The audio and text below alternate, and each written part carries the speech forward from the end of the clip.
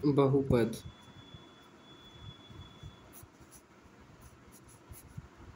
बहुपद क्या होता है, आज इस वीडियो में हम डिस्कस करेंगे। बहुपद का अर्थ क्या होता है, सबसे पहले हम ये जान लेते हैं। बहुपद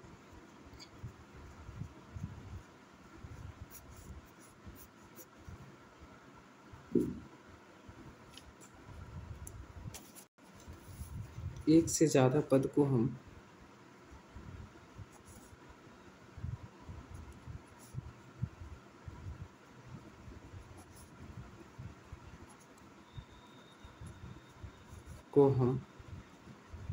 बहुपद कहते हैं।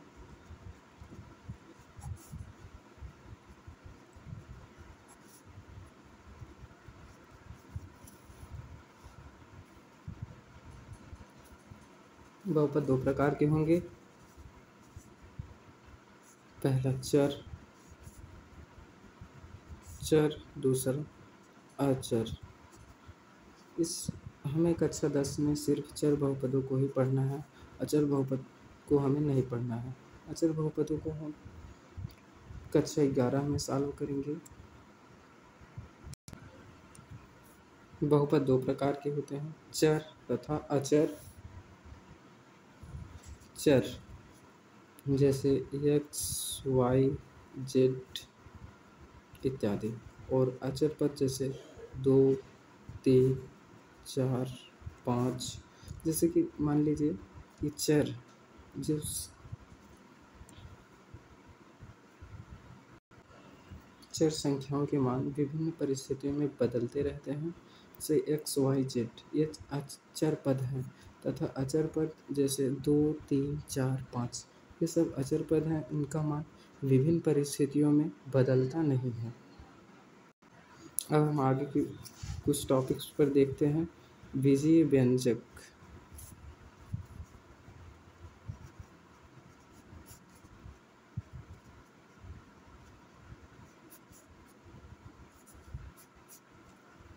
बीजीय व्यंजक क्या होता है, कुछ निश्चित चर तथा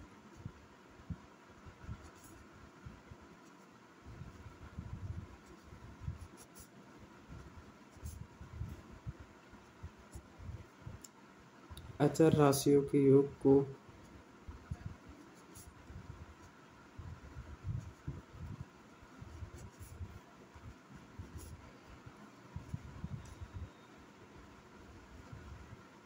योग, अंतर,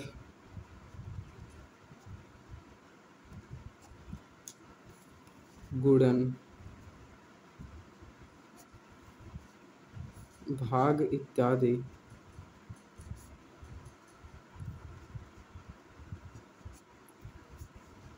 इत्यादि से बने व्यंजक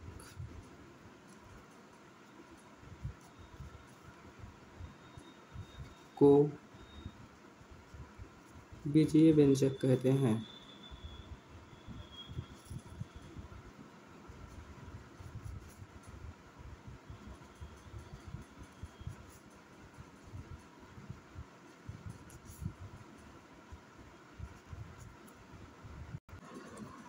जैसे एग्जाम्पल देखते हैं, जैसे 2x² plus 4x √x √3x √y √y plus 2y।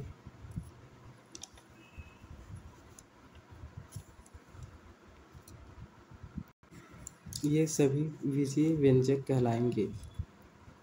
जिसमें हमें एक्स वाई जेड और अन्य संख्याओं का मिश्रण मिलता हो, उसे हम बीजीय व्यंजक कहते हैं। सीधी भाषा में समझिए, जैसे 7x - 3y, ये भी हमारा बीजीय व्यंजक ही कहलाएगा। अब बात करते हैं बहुपद की।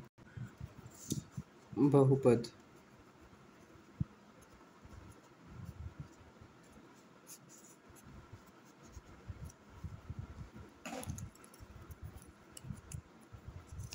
ऐसे बीजीय व्यंजक को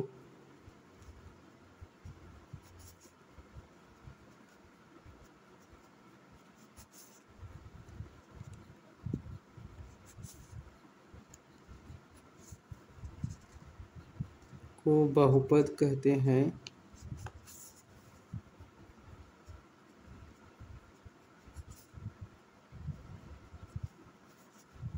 जिसमें ये 3 कंडीशन दी हुई होती है। पहला, दूसरा, तीसरा। चर राशि का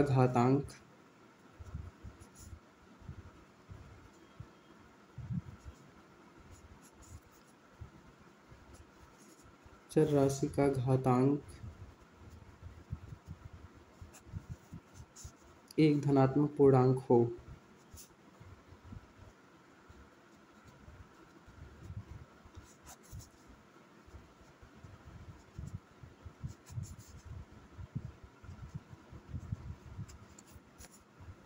दूसरा, पदों की संख्या निश्चित हो।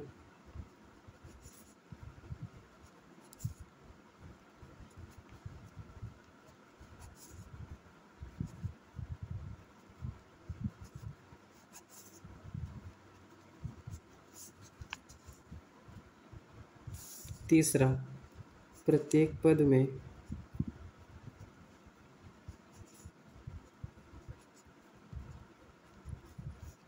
चर राशि का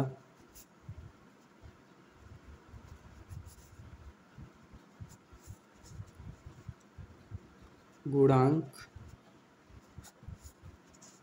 एक वास्तविक संख्या हो।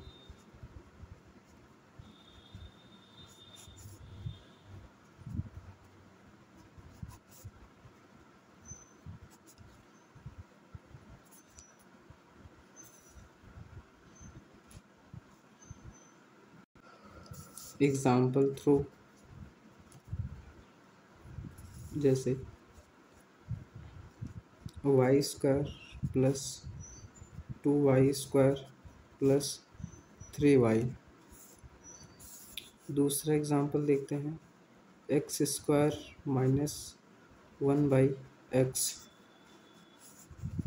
तीसरा एग्जाम्पल देख लेते हैं, 2x square minus x plus 8। चौथा example, √4x square plus 7x। अब इसमें हम देखते हैं प्रथम एग्जाम्पल को, दिए गए तीनों हम देखते हैं प्रथम एग्जाम्पल को दिए गए तीनों शर्तों के अनुसार समझते हैं। दिया चर राशि का एक घातांक धनात्मक पूर्णांक हो, तो इसमें जो इसका जो घातांक है वह धनात्मक पूर्णांक ही है। पदों की संख्या निश्चित हो, इसमें पदों की संख्या भी निश्चित दी गई है। जैसे इसके ये दो घातांकी पद हैं। तीसरी, प्रत्येक पद में चर राशि का गुणांक एक वास्तविक संख्या हो, इसमें चर राशि का गुणांक 2 एक वास्तविक संख्या है, इसलिए यह एक बहुपद होगा। दूसरे एग्जाम्पल को देखते हैं, पहले से कंपेयर करते हैं। चर राशि का एक घातांक धनात्मक पूर्णांक हो, धनात्मक पूर्णांक, पदों की संख्या निश्चित हो, इसमें पदों की संख्या भी निश्चित नहीं है, 1/, यहाँ बटे के रूप में आ गया है। प्रत्येक पद में चर राशि का गुणांक एक वास्तविक संख्या हो, ये मिल नहीं रहा है। तीसरा देखते हैं, अतः यह बहुपद नहीं होगा।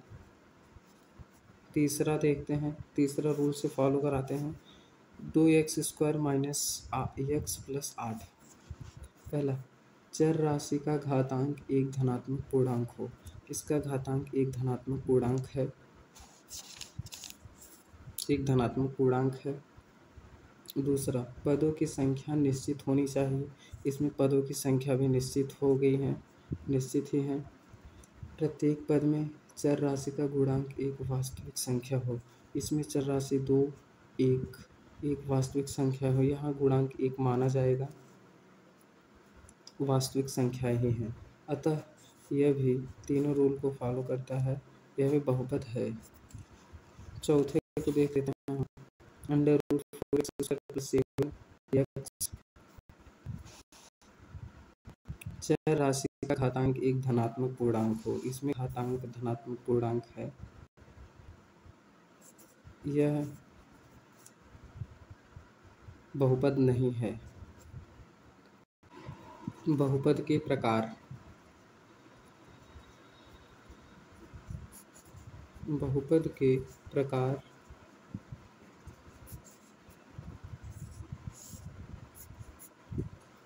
देख लेते हैं। बहुपद 3 प्रकार के होते हैं।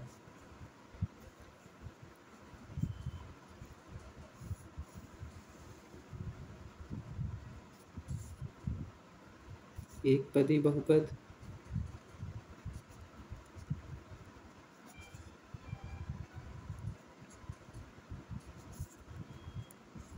द्विपदी, त्रिपदी बहुपद।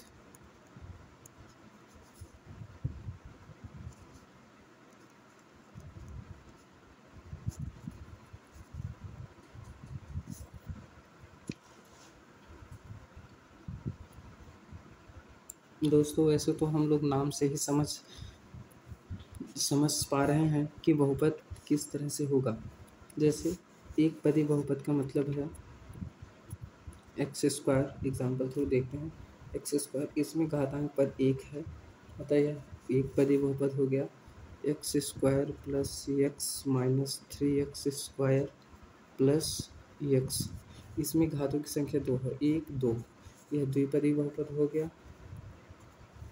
और 3 पदी x², यहाँ कामा है, सॉरी यहाँ कामा है, ये अलग अलग संख्याएं हैं। x² + x + 7, यहाँ घातांक 3 है, 1 2 3, अतः यह त्रिपदी बहुपद हो जाएगा। और भी एग्जांपल्स ले लेते हैं। x 7x या 4x + 8 - 4y, यह भी एक पदी बहुपद हुई, एक पदी बहुपद ही कहलाएंगे। हम अब शून्य बहुपद की बात करते हैं।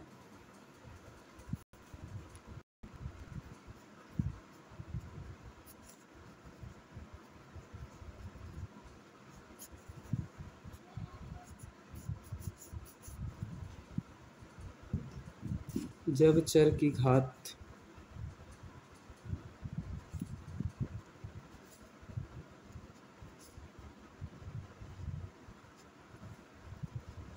शून्य हो तो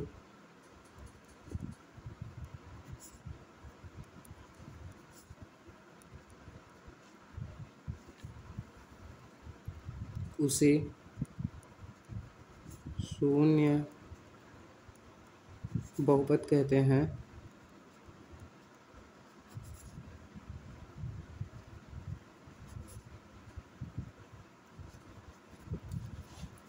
लिखेंगे बहुपद के शून्यंक, बहुपद के शून्यंक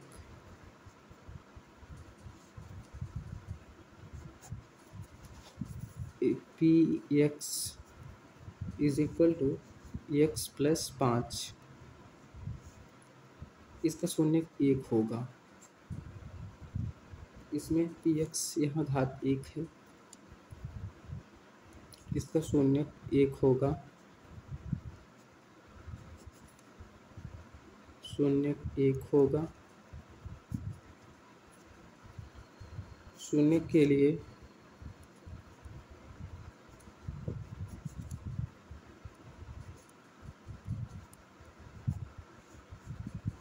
x + 5 = 0 हो जाएगा। x = -5। P x is equal to x plus 5 minus 5 plus 5 is equal to 0। यह है हमारा शून्यक। ये हमारा आंसर भी हो गया। आप आशा करता हूँ आप समझ चुके होंगे कि किस तरह से यह सॉल्व किया गया। एक बार दोबारा रिपीट कर देता हूँ। हम शून्य बहुपद की बात कर रहे हैं। जब चर की घात शून्य हो तो उसे शून्य बहुपद कहते हैं। बहुपद के शून्यक निकालना, जैसे P x is equal to x plus 5, तो शून्य 1 होगा। किस तरह से? शून्य के लिए एक्स प्लस 5 बराबर 0 हम समीकरण में रखते हैं, एक्स बराबर -5 ले जाते हैं और एक्स की वैल्यू पुनः पुट कर देते हैं। -5 प्लस 5 इक्वल टू 0, यह शून्य आ गया।